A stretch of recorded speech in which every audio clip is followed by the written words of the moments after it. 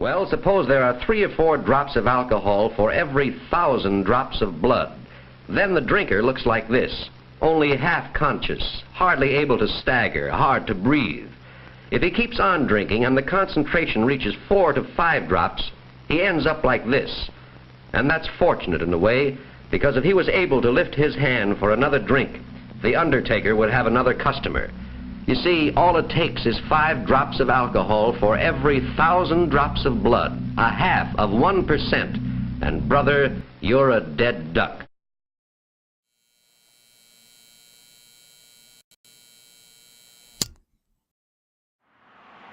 Grand Rapids, Michigan, otherwise known as Beer City, USA for 2 years running. Grand Rapids has made their mark on the alcohol business because of its home brewing companies and the incredible number of bars within the city. The city has a great nightlife, and it spreads to the towns and colleges in the surrounding areas. Because bars are so abundant, there's bound to be people trying to get wasted, and many of these incidents have ended as a record in the police report. Kent County alone had 780 vehicle accidents in 2013 that involved alcohol in some way. Apart from the accidents, 1,896 people were arrested for driving under the influence of alcohol. National law prohibits anyone from driving with a blood alcohol content level above 0.08%. In fact, there's another level of drunkenness in the BAC chart. Michigan state law has labeled any blood alcohol content level over 0.17% as super drunk.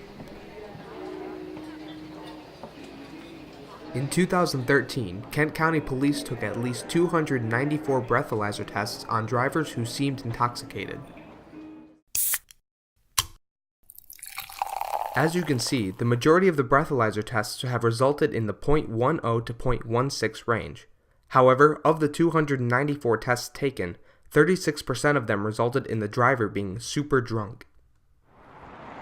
Because of all the bars in Grand Rapids and the surrounding areas, many people like to bar hop or go to multiple bars in one night. The problem here is that when people start walking into bars, they're getting service, even though they've probably had a few drinks in them already. All of our serving staff and bartending staff are TIPS certified, which is a training in the sale and service of alcohol. The service staff will make their own assessment every time that somebody orders an alcoholic beverage. If they come in with not a drop of alcohol in them and they're not eating and they're drinking fast, those are some of the signs that bartenders are looking for. If they're slurring their words, if they're falling over, if they're stumbling in, stuff like that, we're not going to serve them. If you're intoxicated, you're not served any alcohol, and there are no exceptions to that rule. Bartenders and waitresses go through specific training to spot intoxicated clientele, which keeps the customers and the business safe. The computer system that we use for our point of sale service shows an itinerary or a breakdown of what everybody at a certain table has had thus far. So all of our tabs are on a computer, so you can go at any time and be like, oh, they've had 2 Long Islands, they're done. Basically, the only thing that will help a intoxicated person out is time. It's not food, it's not drinking water, it's time. That's the only thing that will get them unintoxicated. Everybody's safety is our primary concern, obviously. We take a very high level of pride in avoiding situations that could cause a potential issue, either for the guest, for ourselves, for anybody else around. We want to make sure that people are responsible when they're drinking. Judging somebody's level of intoxication is 100% observation. It does come down ultimately to a matter of opinion, and we always err on the side of caution.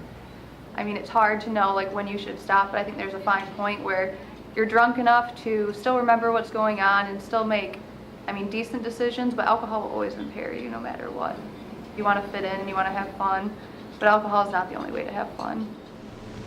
And he should realize that alcohol is a potential menace to community safety as well as to his personal health.